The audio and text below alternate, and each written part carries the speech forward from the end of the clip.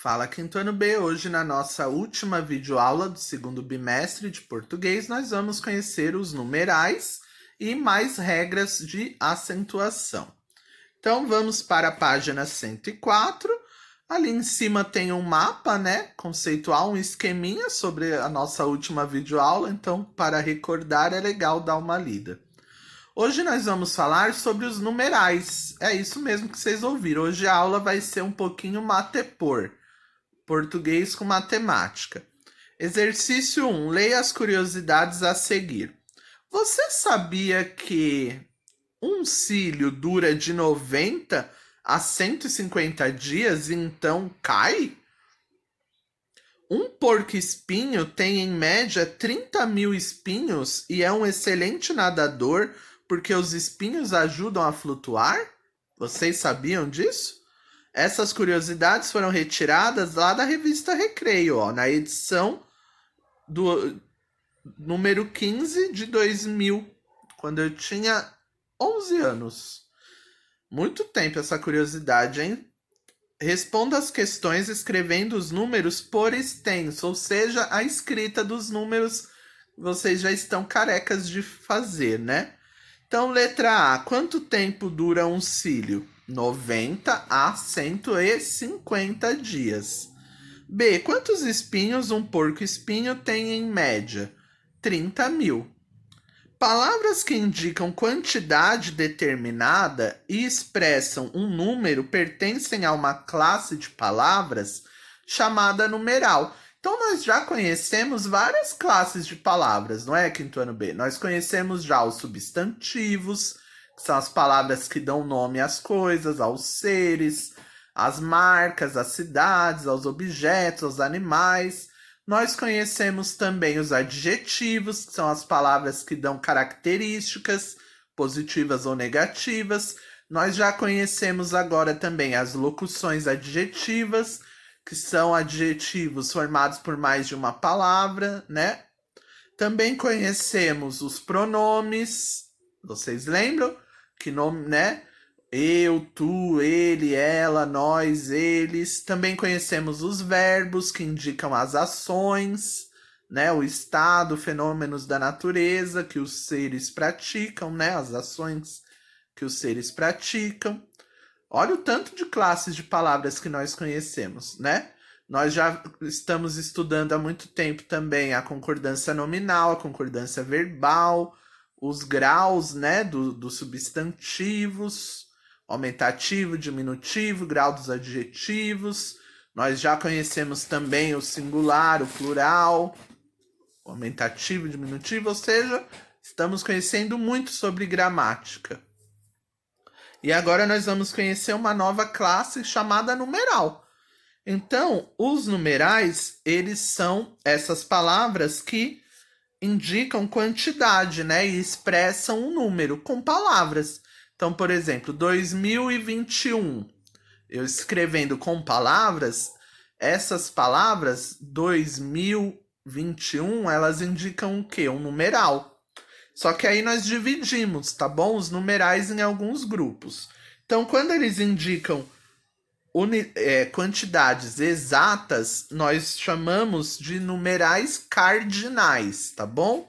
5, 10, 80, 9, 2010, 1 milhão, 4.980, ou seja, os números que indicam quantidade exata nós chamamos de numerais cardinais.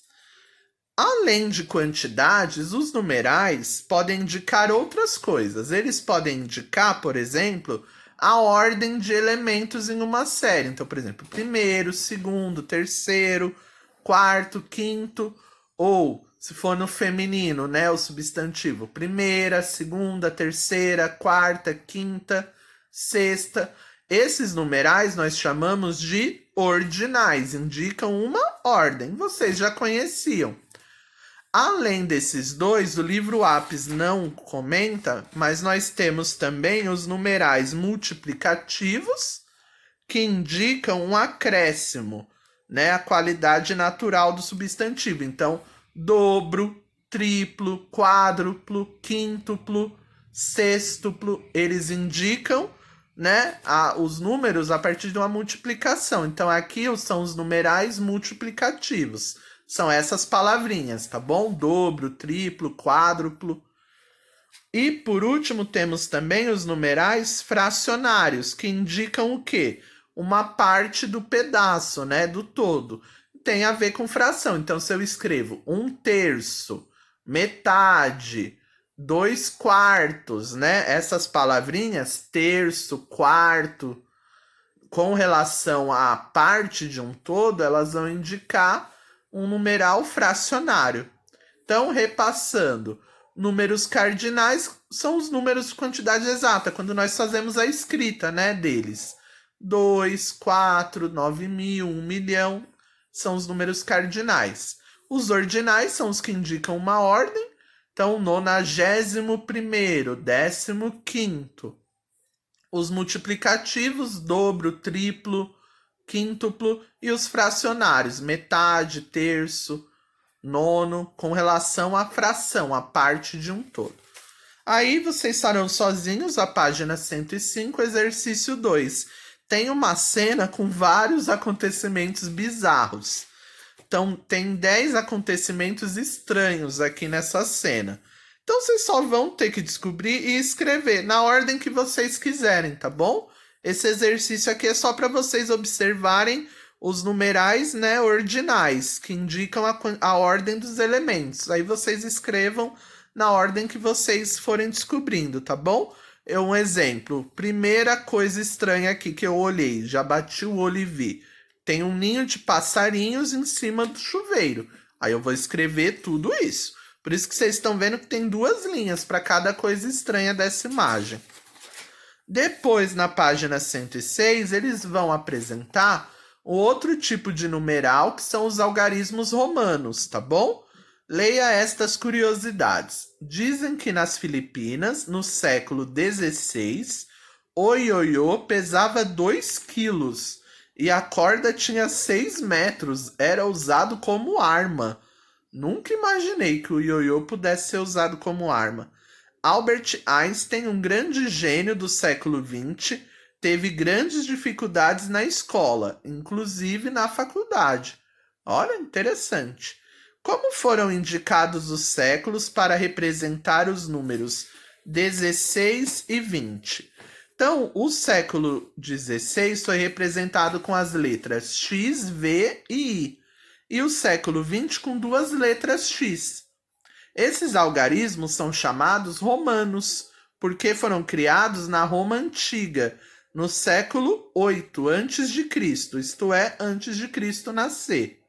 Os algarismos romanos, ainda hoje, são utilizados para indicar séculos, então, por exemplo, século XX, o século que nós estamos, que é o século XXI, e etc.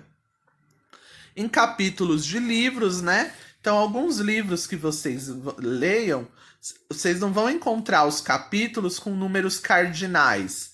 1, 2, 3, vocês vão encontrar com números romanos. Capítulo 1, capítulo 3, etc. Temos alguns relógios, né?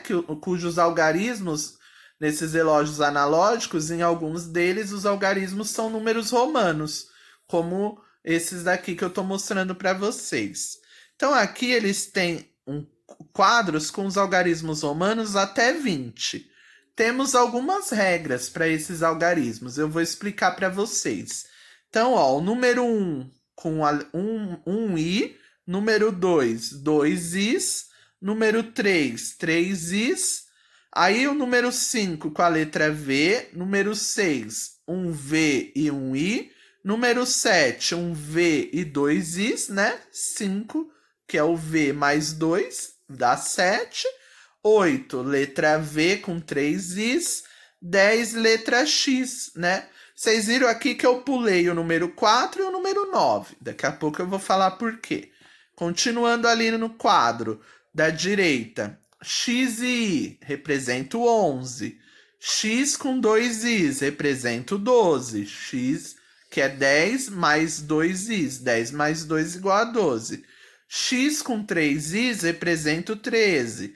Aí o 15 é X e o V. 16, 17, 18 E um 20 eu represento com 2x. Então, vou falar para vocês algumas regras sobre os números romanos.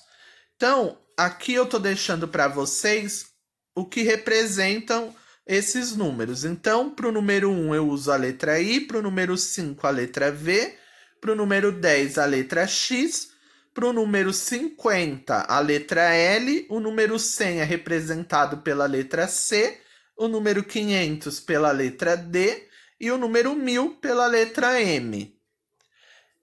Eles são escritos utilizando essas 7 letras do alfabeto e cada uma delas, como o professor falou, representa uma quantidade. Temos algumas regras para a utilização dessas letras. As letras I, X, C e M, elas podem ser repetidas no máximo 3 vezes consecutivas. Então, isso é o que acontece do número 1 ao número 3. Então, como eu posso repetir a letra I 3 vezes, eu posso fazer o que vocês estão vendo, ó. Número 1, 1i. Número 2, 2is. Número 3, 3is. Por que que o número 4 não são 4is? Por causa dessa regra, ó.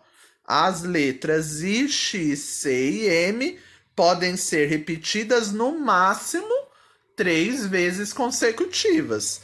Então, por isso que quando eu for fazer o número 400, eu não posso usar 4 letras Cs, porque eu só posso repetir a letra C no máximo 3 vezes. Já que eu só posso repetir as letras I, X, C e M por no máximo 3 vezes, como que eu vou fazer para representar outros números? Então, antes disso, vejam aqui um exemplo do que eu falei, ó. Letra I para indicar 1, 2 e 3, letra X para indicar 20, 10 e 30, usando as letras C para indicar 100, 200 e 300 e a letra M para indicar 1000, 2000 e 3000. Agora, outra regra. As letras I, X e C, elas podem ser escritas na frente ou atrás de outras letras. Quando elas forem escritas na frente, devemos somar os valores dela. Agora, caso elas forem escritas atrás de outra antes, nós devemos subtrair o valor delas. Então, vamos ver como que isso funciona. Primeiro eu vou mostrar para vocês exemplos em que as letras estão localizadas na frente de outras. Portanto, devemos somar os seus valores.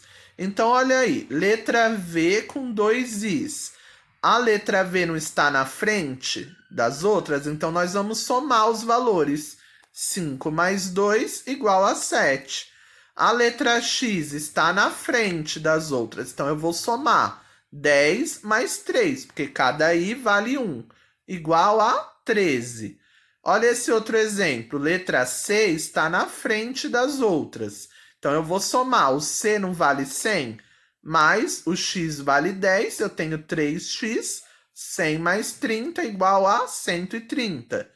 Agora, as letras M estão na frente das outras, né? Ó, MM, 2 M's, o M vale 1000, 2000 mais 200, igual a 2200. Outro exemplo, a letra D está na frente das outras, né? Que é o número maior. Então, olha lá, o D vale 500, mais 3 igual a 503. Agora, nós vamos ver casos em que o valor menor está na frente. Quando a letra que indica um valor menor está, aliás, atrás, né, da outra, ou seja, ela vem antes. Quando o valor menor vem antes do valor maior, ou seja, quando a letra está atrás de outra, nós devemos subtrair. E agora vem aqueles exemplos que eu não tinha falado antes. Então, vamos analisar o 4. A letra I vem primeiro e a letra V vem em segundo. O valor maior está vindo depois, não é? Isso indica que eu tenho que fazer uma subtração, olha. O I não vale 1? e o V não vale 5? 5 menos 1 igual a 4. Olhem lá o número 9. I e X. Então, o valor maior não é o X, que é o 10, e o I vale 1. 10 menos 1 igual a 9. Então, eu tenho que fazer uma subtração. Olha o número 40, como que eu represento? XL. X vale 10, L vale 50. O valor maior está vindo depois, então eu vou subtrair. Ó, 50 menos 10 igual a 40. Olha o 400, CD, 500 menos 100. E olha o 900, CM, o M não vale 1000 e o C não vale 100. 1000 menos 100 igual a 900. Então, como eu represento o número 19 em algarismos romanos? X e X. Nesse caso, 10 mais 9. Por último, uma última regra que é usada quando nós queremos representar números maiores que 3.000. Então, vocês lembram, né, que a maior letra que representa o maior número é o M, que representa 1000. 3.000, 3 M's, é tranquilo, né? Agora, e números maiores que 3.000? Quando nós devemos fazer o quê? Nós devemos colocar uma barra sobre as letras. Essa barra em cima da letra indica que nós devemos multiplicar o valor daquela letra por 1000. Então, como que é o número 5.000 em números romanos? É a letra V com o tracinho em cima. Isso quer dizer o quê? 5 vezes 1000 igual a 5.000. Então, ali tem um desafio na página 106. Estamos no século 21. Escreva esse número com algarismos romanos. Fácil, né? 2x, 20, seguidos da letra I, que vale 1. Século 21. Então, nas próximas páginas, eles vão falar um pouquinho sobre uma produção de texto informativo, mas nós não faremos nessa semana, tá bom? Essa produção aqui, acho que vamos deixar para depois das férias, tá bom? Até porque vocês já fizeram a redação da Sondara e já deu para eu ter uma ideia de como anda a escrita, tá bom?